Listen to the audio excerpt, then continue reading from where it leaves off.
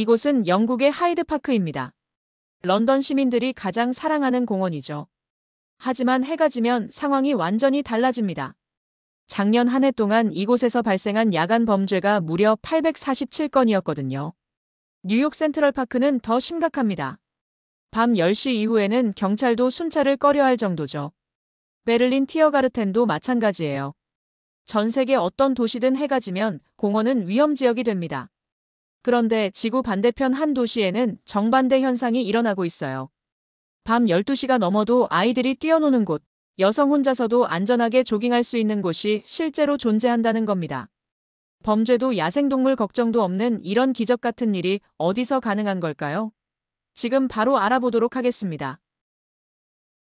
그 전에 잠깐 1초만 투자해서 구독, 좋아요 버튼을 꾹 눌러주시면 영상 제작에 큰 힘이 됩니다. 지금 바로 시작하겠습니다.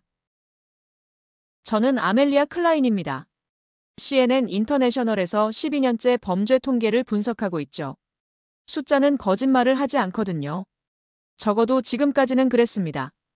오늘 아침 회의실에서 일어난 일이 아직도 믿기지 않아요.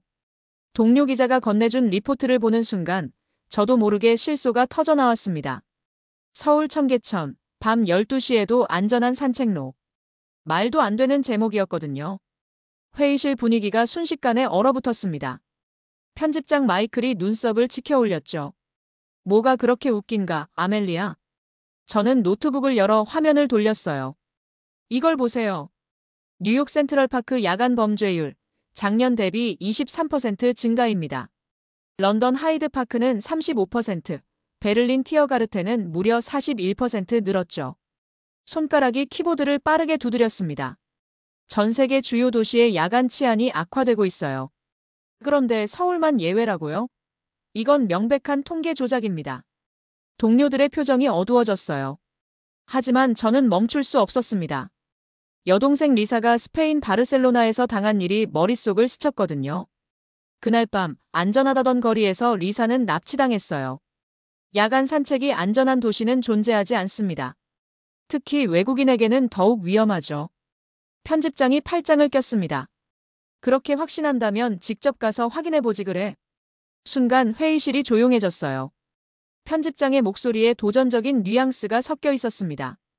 한국 정부에서 공식 초청장을 보내왔어. 서울의 치안 시스템을 직접 취재해달라고 말이야. 저는 어이가 없었어요. 정말 그 함정에 빠지시겠다는 건가요? 뻔한 홍보용 연출 취재를 말씀하시는 거죠? 연출이면 그걸 밝혀내는 것도 우리 일이잖아. 편집장이 테이블을 톡톡 두드렸습니다. 에바 비르너 감독도 함께 가겠다고 했어. 그 친구 서울에서 1년 살았던 경험이 있잖아. 에바라는 이름을 듣는 순간 미간이 찌푸려졌어요. 스웨덴 출신 다큐멘터리 감독인 그녀는 감정적이고 직관적이거든요. 저와는 정반대 성향의 사람이죠. 에바는 너무 감성적이에요. 객관적 판단이 어려울 겁니다. 편집장이 빙긋 웃었습니다. 그래서 너 같은 냉철한 분석가가 필요한 거야. 어떻게 할 거야, 아멜리아? 창밖으로 뉴욕의 빌딩들이 보였어요. 이 도시도 밤이 되면 위험해지죠. 지하철역 근처는 특히 조심해야 하고요. 저는 가방을 챙기며 일어났습니다. 좋습니다. 가서 그들의 거짓말을 폭로해 오겠어요. 편집장이 박수를 쳤어요. 그래, 그 기세야. 2주 일정으로 항공편 예약할게. 회의실을 나서면서 저는 스마트폰으로 서울 관련 자료를 검색했어요. 인구 1,000만의 거대 도시. 당연히 범죄율도 높을 거라고 생각했습니다. 하지만 검색 결과가 이상했어요. 야간 여성 안전지수가 세계 2위. 지하철 심야 운행에도 사건 사고가 거의 없다. 말도 안 돼. 저는 중얼거리며 고개를 저었습니다. 통계는 조작될 수 있어요. 하지만 현실은 속일 수 없죠. 2주 후면 모든 진실이 밝혀질 겁니다. 저는 인천공항 입국장을 빠져나오며 시계를 확인했습니다. 착륙 후 단 30분 만이었어요. 베를린 공항에서라면 최소 1시간은 걸렸을 텐데 말이죠. 입국 심사대에서 받은 충격이 아직 가시지 않았습니다. 심사관이 영어로 능숙하게 응대했을 뿐 아니라 제 직업을 확인하고는 취재활동 도움이 필요하시면 언제든 연락하세요라며 안내 책자까지 건넸거든요. 공항 곳곳에 영어 안내판이 선명하게 붙어 있었어요. 심지어 화장실 표시까지 다국어로 표기되어 있었습니다. 이런 세심함은 프랑크푸르트 공항에서도 보지 못한 것이었죠. 에바가 캐리어를 끌며 다가왔습니다. 어때, 생각보다 체계적이지? 저는 어깨를 으쓱했어요. 공항은 어느 나라든 관리가 잘 되죠. 진짜 모습은 시내에 가봐야 아는 거예요.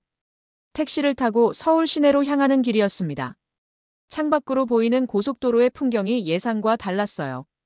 차선이 깔끔하게 정리되어 있고 도로 위 쓰레기 하나 보이지 않았거든요. 더 놀라운 건 교통 문화였습니다. 고속도로가 막히기 시작했는데도 클락션 소리가 들리지 않았어요. 베를린에서라면 벌써 경적 소리가 요란했을 텐데 말이죠. 앞차가 차선을 바꾸려고 깜빡이를 켰습니다. 그 순간 뒷차가 자연스럽게 속도를 줄여 공간을 만들어 주었어요. 아무런 신호도 없이 마치 약속이라도 한 듯이 말입니다. 저는 무의식 중에 몸을 앞으로 기울였어요. 저런 양보가 자연스럽게 이루어지네요. 택시기사가 백미러로 저를 바라보며 웃었습니다. 한국은 빨리빨리 문화라고 하는데 정작 급할 때는 양보를 먼저 하거든요. 기사의 영어 실력도 의외였어요. 발음은 어색했지만 의사소통에는 전혀 문제가 없었습니다. 한강을 건너는 순간 서울의 전경이 펼쳐졌어요. 높다란 아파트들이 질서정연하게 늘어서 있고 그 사이로 녹색 공원들이 점점이 박혀 있었습니다.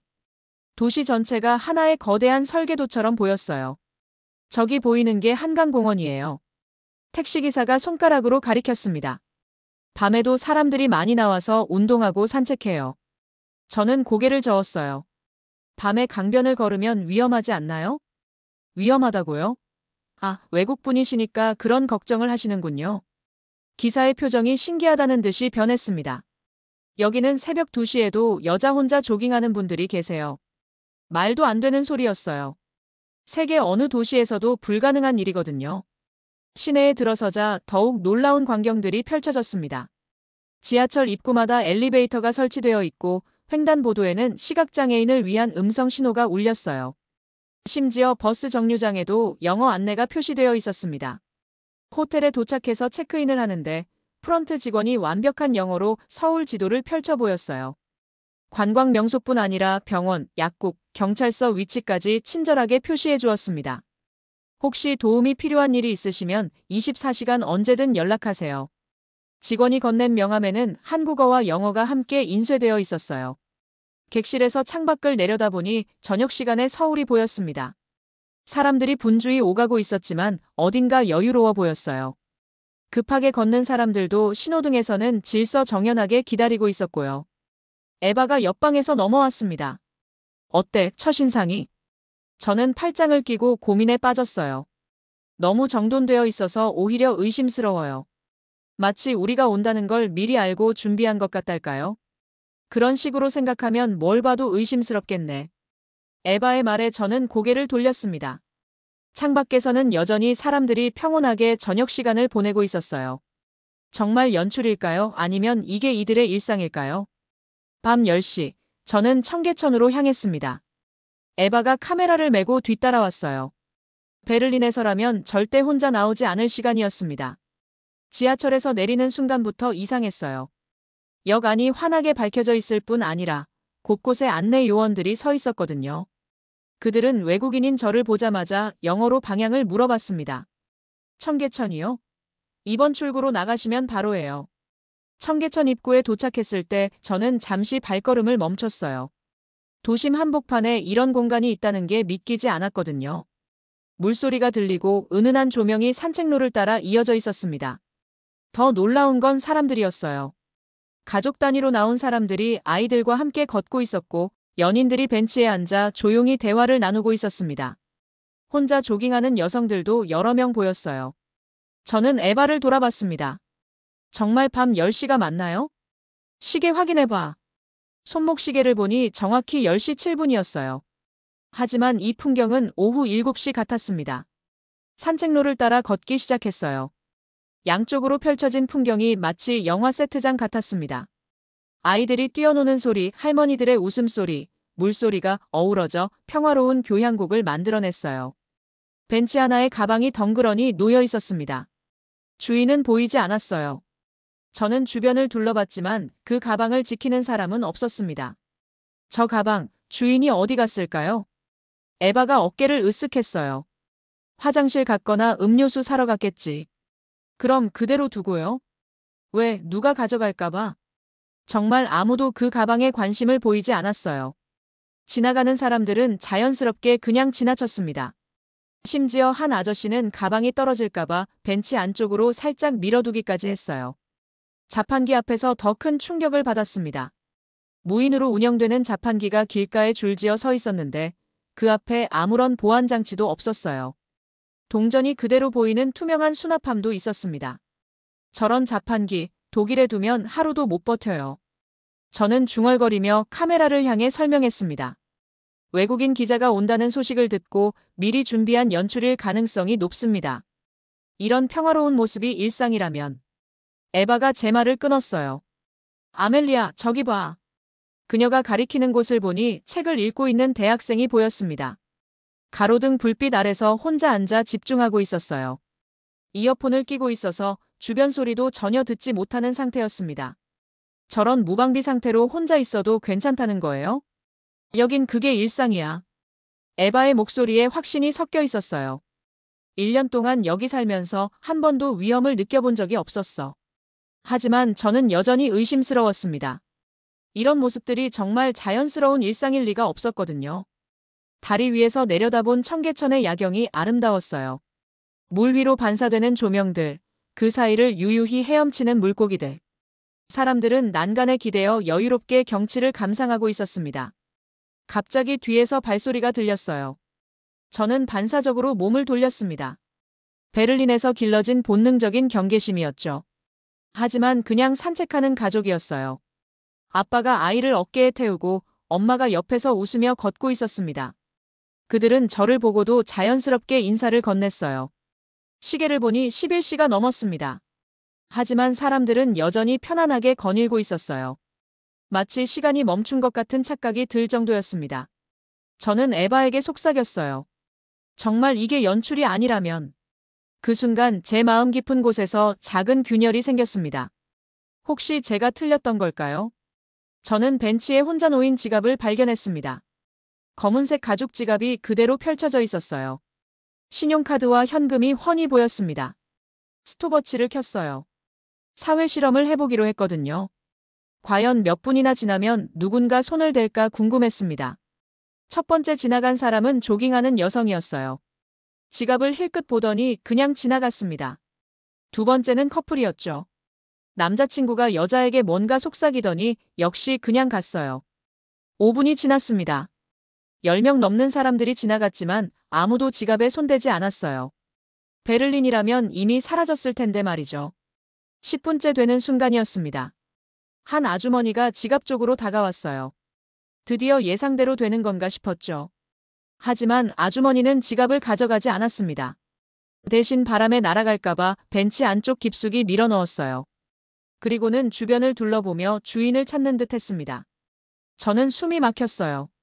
이런 일이 정말 가능한 건가요? 어떻게 된 거예요? 저는 에바에게 물었습니다. 그때 뒤에서 차분한 목소리가 들렸어요. 여긴 CCTV보다 정이 먼저 움직입니다. 돌아보니 50대 중반의 남성이 서 있었습니다. 단정한 정장에 온화한 미소를 지은 채로요. 유강현입니다. 종로경찰서 치안총괄 경정이죠. 그가 명함을 건넸어요. 한글과 영어가 함께 인쇄된 깔끔한 명함이었습니다. 취재 나오셨다고 들었어요. 도움이 필요하시면 언제든 연락하세요. 저는 지갑을 가리켰습니다. 저 지갑, 정말 아무도 가져가지 않을 거라고 확신하세요? 유경정이 잔잔하게 웃었어요. 확신한다기보다는 그게 여기 사람들의 마음이거든요. 마음이요? 네. 저기 지갑 주인도 누군가의 가족이잖아요. 아버지일 수도 있고 아들일 수도 있고요. 그 사람이 걱정하고 있을 거란 걸 다들 알고 있어요. 유경정의 말에 뭔가 가슴이 먹먹해졌습니다. 제가 30년 가까이 이 일을 해오면서 느낀 건데요. 시스템은 사람을 통제할 수 있지만 마음은 통제할 수 없어요. 여기 사람들은 통제되지 않고도 서로를 배려하죠. 그 순간 지갑의 주인이 나타났습니다. 30대 직장인으로 보이는 남성이 허겁지겁 뛰어왔어요. 지갑이 그 자리에 그대로 있는 걸 보고 안도의 한숨을 쉬었습니다. 아주머니가 다가가서 말했어요. 아이고, 얼마나 놀랐겠어요. 바람에 날아갈까봐 안쪽으로 밀어뒀어요. 고맙습니다. 정말 고맙습니다. 남성이 깊이 인사했어요. 아주머니는 그저 손을 흔들며 가버렸습니다. 저는 그 모든 과정을 말없이 지켜봤어요. 가슴 한쪽이 이상하게 저려왔습니다. 유경정이 조용히 말했습니다. 수치와 통계도 중요하지만 결국 도시를 만드는 건 사람이에요. 그리고 그 사람들의 마음이죠. 저는 아무 말도 할 수 없었습니다. 30년 넘게 품고 살던 신념에 균열이 생기는 느낌이었어요. 밤바람이 불어왔습니다. 청계천의 물소리와 함께 따뜻한 기운이 전해져 왔어요. 이상하게도 두려움 대신 평온함이 느껴졌습니다. 혹시 내일 시간 되시면 더 자세한 이야기를 나눠볼까요? 유경정의 제안에 저는 고개를 끄덕였습니다. 더 많은 것들을 알고 싶어졌거든요. 지갑 사건을 계기로 뭔가 달라지기 시작했어요. 제 안에 견고했던 벽에 작은 구멍이 뚫린 기분이었습니다. 다음 날 저녁, 저희는 작은 한정식 집에서 식사를 하고 있었습니다. 에바가 갑자기 얼굴을 찡그렸어요. 아, 배가 너무 아파. 순식간에 그녀의 얼굴이 새하얗게 변했습니다. 식은땀이 흘러내렸어요. 급성 복통인 게 분명했습니다. 저는 당황해서 스마트폰을 꺼냈어요. 119에 전화를 걸었습니다. 혹시 영어가 안 통하면 어쩌나 걱정했는데 놀랍게도 유창한 영어가 들렸어요. 응급상황센터입니다. 어떤 도움이 필요하세요? 제 동료가 갑작스런 복통을 호소하고 있어요. 외국인이고 위치는. 말을 마치기도 전에 식당 사장이 다가왔습니다. 전화를 받아들더니 한국어로 정확한 주소를 불러주었어요. 골목길 이름까지 세세하게 설명했습니다. 3분 안에 도착합니다. 정말 3분 만에 구급차 사이렌 소리가 들렸어요. 그런데 더 놀라운 건 구급차가 좁은 골목길로 막힘없이 들어온 거였습니다. 주차된 차들이 어느새 모두 비켜 있었거든요. 구급대원들이 들어오더니 능숙하게 에바를 살폈습니다. 걱정 마세요. 큰 문제는 아닌 것 같아요. 영어로 차분하게 설명하면서 응급처치를 했어요. 그 과정에서 식당 사장은 물수건을 가져다주고 다른 손님들은 조용히 자리를 비켜주었습니다. 아무도 구경하거나 스마트폰을 꺼내지 않았어요. 그저 묵묵히 도움이 될 만한 일들을 했습니다. 병원까지 가는 구급차 안에서도 놀라운 일들이 계속됐어요. 구급대원이 병원에 미리 연락해서 응급실 접수를 준비해뒀다고 했습니다. 외국인 전용 통역 서비스도 대기 중이라고 했고요. 한국에 온 지 얼마나 되셨어요? 이틀째예요. 그러면 여행자 보험이 있으시겠네요. 하지만 그것과 상관없이 응급처치는 무료니까 걱정 마세요. 병원에 도착하자마자 준비된 시스템이 작동했습니다. 접수처에서 여권만 보여주면 모든 절차가 끝났어요. 5분도 안 되어 진료실로 안내됐습니다. 의사가 영어로 자세히 설명해줬어요. 급성 소화불량이네요.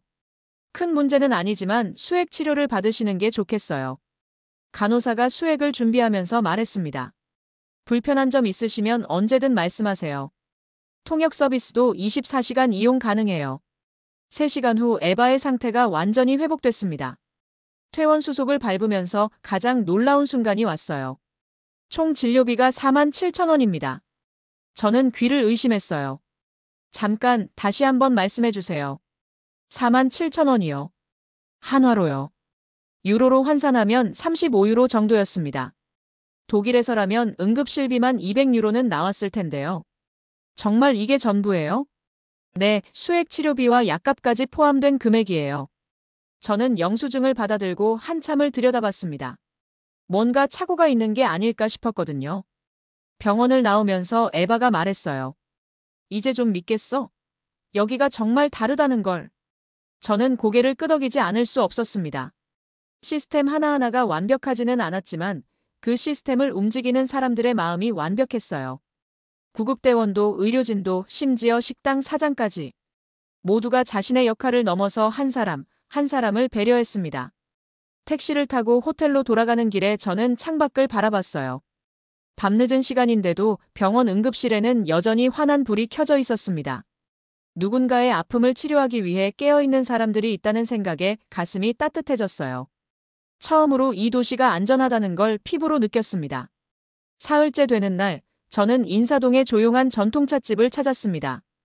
한국의 일상적인 모습을 보고 싶었거든요. 에바는 다른 일정이 있어서 혼자 갔어요. 찻집은 한옥을 개조한 아담한 공간이었습니다. 나무 향기와 차우리는 냄새가 어우러져 평온했어요. 벽에는 한국 전통 그림들이 걸려 있었습니다. 젊은 여직원이 다가왔어요. 메뉴판을 내밀면서 뭔가 말하려다 멈췄습니다. 영어를 못하는 게 분명했어요. 영어 메뉴 있나요? 직원이 당황한 표정으로 고개를 저었습니다. 그러더니 다른 직원을 부르러 갔어요. 기다리는 동안 저는 점점 불쾌해졌습니다. 외국인 손님에게 이렇게 무관심할 수 있나 싶었거든요. 나이든 직원이 와서 영어로 설명하려 했지만 발음이 어색했어요. 메뉴를 가리키며 몇 마디 하더니 결국 포기하는 듯 했습니다. 저는 차를 주문하지도 않고 일어났어요. 괜찮습니다. 그리고는 찻집을 나와버렸습니다. 가슴이 답답했어요. 역시 겉으로는 친절한 척하지만 속내는 다른 건가 싶었습니다. 에바와 만나서 그 이야기를 하자 언쟁이 벌어졌어요. 그건 차별이 아니야. 그냥 영어를 못해서 당황한 거라고. 당황했으면 더 노력해야죠. 번역기라도 써보든지. 너는 왜 그렇게 모든 걸 부정적으로 해석하려고 해? 저는 화가 났습니다. 제가 민감한 게 아니에요.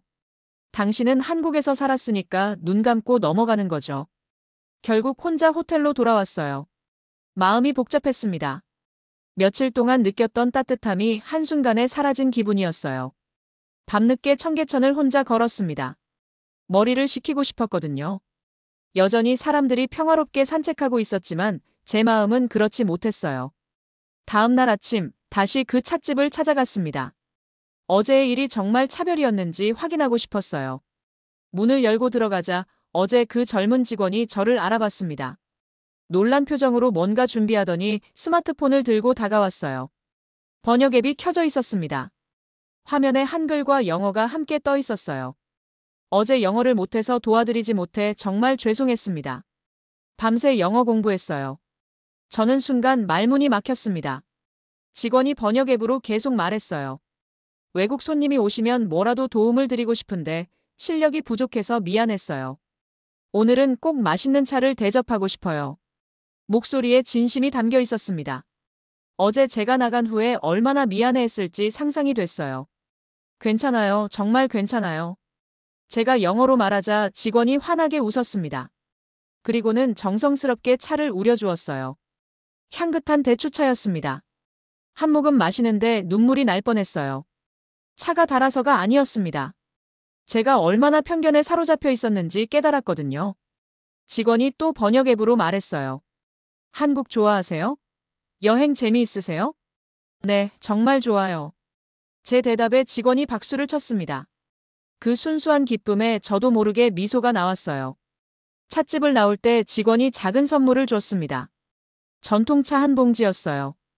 번역 앱으로 좋은 추억 만들어 가세요라고 말했습니다. 거리에 나와서 저는 한참을 멈춰 섰어요. 차별이라고 생각했던 게 사실은 미안함이었습니다. 도와주지 못해서 속상해하는 마음이었어요. 제가 얼마나 세상을 삐딱하게 봤는지 부끄러웠습니다. 30년 넘게 쌓아올린 방어벽이 조금씩 무너지고 있었어요. 마지막 날 아침, 저는 편의점에서 아침 식사를 사려고 했습니다. 그런데 계산할 때 지갑이 없다는 걸 깨달았어요. 호텔에 두고 온 모양이었습니다. 당황해서 점원에게 영어로 말했어요. 죄송해요. 지갑을 깜빡했네요. 호텔에서 가져올게요. 그런데 뒤에 있던 할아버지가 앞으로 나오셨습니다. 말없이 제 물건들 계산을 해주셨어요. 샌드위치와 커피, 총 6,000원이었습니다. 아니에요. 괜찮아요. 제가 손사래를 쳤지만 할아버지는 이미 카드를 내셨어요. 그리고는 저를 보며 살짝 웃으시더니 말씀하셨습니다. 좋은 기억만 남기고 가세요. 그 한마디에 제 가슴이 먹먹해졌어요. 할아버지는 영수증도 받지 않고 그냥 나가셨습니다. 점원이 제게 말했어요. 자주 있는 일이에요. 한국 사람들 마음이 따뜻해서. 저는 그 자리에서 움직일 수가 없었습니다. 호텔로 돌아가는 길에 저는 길을 잃었어요. 골목길이 복잡해서 방향 감각을 잃은 거죠. 스마트폰 지도를 보려는데 배터리가 다 떨어져 있었습니다. 당황하고 있는데 대학생 한 명이 다가왔어요. 도움이 필요하세요? 유창한 영어였습니다. 제가 호텔 이름을 말하자 친절하게 길을 알려줬어요. 제가 그쪽으로 가는 길이에요. 같이 걸을까요? 15분 정도 함께 걸으면서 이런저런 이야기를 나눴습니다. 한국 문화에 대한 것들, 서울의 매력에 대한 것들. 그 학생의 눈에는 자신의 나라에 대한 자부심이 가득했어요. 호텔 근처에 도착했을 때였습니다. 11살 정도 되어 보이는 남자아이가 혼자 걷고 있었어요. 대학생이 그 아이에게 한국어로 뭔가 말했습니다. 아이가 저를 보더니 환하게 웃으며 영어로 말했어요.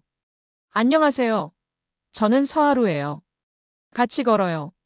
너무 자연스러운 영어에 깜짝 놀랐습니다. 11살짜리가 외국인에게 이렇게 스스럼 없이 다가온다는 게 믿기지 않았어요. 혹시 위험하지 않나요? 모르는 사람과 걸으면. 하루가 고개를 갸우뚱했습니다. 위험하다고요? 왜요? 그 순진한 질문에 저는 할 말을 잃었어요. 이 아이에게는 낯선 사람 위험이라는 공식이 없었습니다. 할머니가 그랬어요. 힘들어 보이는 사람 있으면 도와주라고. 하루가 제 손을 잡더니 말했어요. 언니 많이 힘들어 보여요. 괜찮아요? 그 순간 저는 울음을 참을 수 없었습니다. 30년 넘게 쌓아둔 벽이 순식간에 무너졌어요. 이 작은 아이의 순수함 앞에서 저는 완전히 무장해제됐습니다. 괜찮아요, 하루야. 언니는 괜찮아. 그럼 다행이에요. 서울 좋아해요? 응, 정말 좋아해. 제 대답에 하루가 박수를 쳤습니다. 그 맑은 웃음소리에 제 마음도 맑아졌어요. 호텔 앞에서 하루와 헤어질 때 그 아이가 말했어요. 언니, 또 놀러 와요. 약속. 저는 고개를 끄덕였습니다. 정말로 다시 오고 싶었거든요. 그날 밤 저는 일기를 썼어요. 오랜만에 쓰는 일기였습니다. 오늘 나는 새로운 나를 발견했다. 세상을 의심하고 경계하던 내가 아니라 사람을 믿고 따뜻함을 느낄 수 있는 나를. 서울이 나를 바꿨다. 뉴욕으로 돌아온 지 한 달이 지났습니다. 에바와 함께 편집한 다큐멘터리가 완성됐어요. 제목은 정이 만든 도시였습니다. CNN 프라임타임에 방영된 그 다큐멘터리는 큰 반향을 일으켰습니다. 시청률도 높았지만 더 중요한 건 사람들의 반응이었어요. 정말 그런 도시가 존재하나요? 한국에 가보고 싶어졌어요. 우리 도시도 저렇게 될 수 있을까요? 수많은 이메일과 댓글들이 쏟아져 들어왔습니다. 유럽의 도시계획 전문가들이 서울을 벤치마킹하겠다고 나섰어요. 프랑스 파리시에서는 공식적으로 교류를 제안했습니다.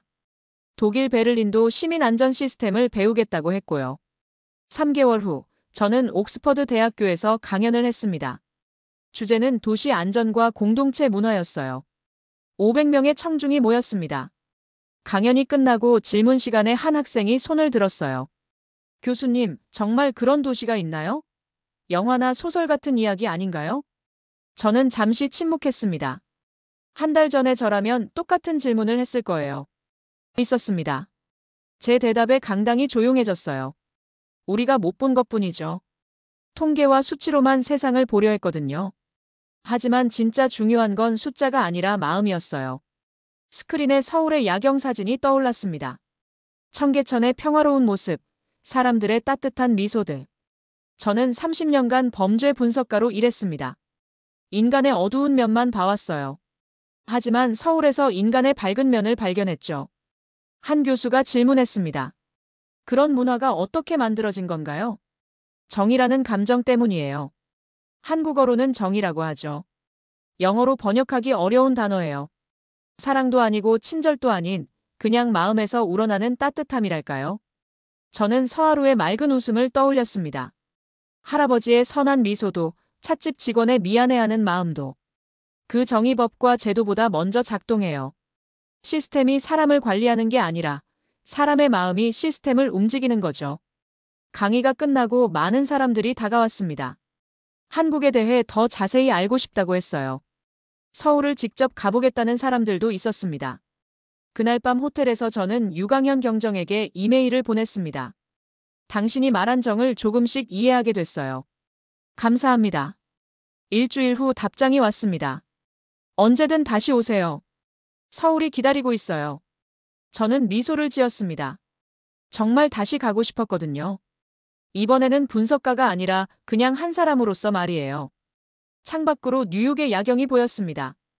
예전 같으면 어둠과 위험만 보였을 텐데 이제는 불빛 속에 숨어 있는 사람들의 이야기가 보였어요. 6개월 후, 저는 다시 서울에 왔습니다. 이번에는 취재가 아니라 휴가였어요. 인천공항에 내리자마자 따뜻한 기운이 느껴졌습니다. 첫날 밤 청계천을 걸었어요. 여전히 평화로운 모습이었습니다. 하지만 이번에는 의심의 눈이 아니라 감사의 마음으로 바라봤죠. 벤치에 앉아 있는데 익숙한 목소리가 들렸어요.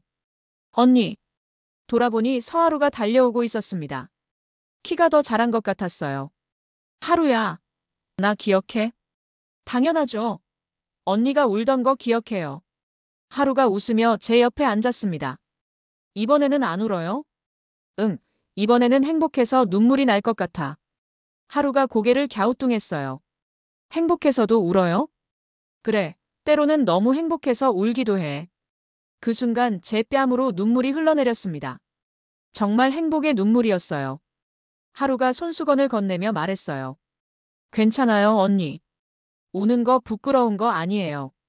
저는 하루를 꼭 안아줬습니다. 이 작은 아이가 제게 준 선물이 얼마나 큰지 그 아이는 모를 거예요. 그날 저는 새로운 결심을 했습니다. 앞으로는 세상을 다르게 보겠다고. 숫자와 통계 뒤에 숨은 사람들의 마음을 보겠다고. 서울은 분명히 존재했습니다. 통계로는 설명할 수 없는, 하지만 분명히 실제하는 도시. 정이 만든 기적 같은 공간. 우리가 그동안 못 본 것뿐이었어요. 편견과 선입견이라는 안개 때문에 보지 못했던 거죠. 이제 저는 압니다. 세상 어딘가에는 여전히 따뜻한 마음들이 살아 숨쉬고 있다는 것을. 그리고 그런 마음들이 모여 만든 도시가 바로 서울이라는 것을. 저는 서울에서 새로운 저를 발견했습니다. 그리고 그 새로운 저와 함께 다시 살아가고 있어요. 매일매일이 조금씩 더 따뜻해지고 있습니다.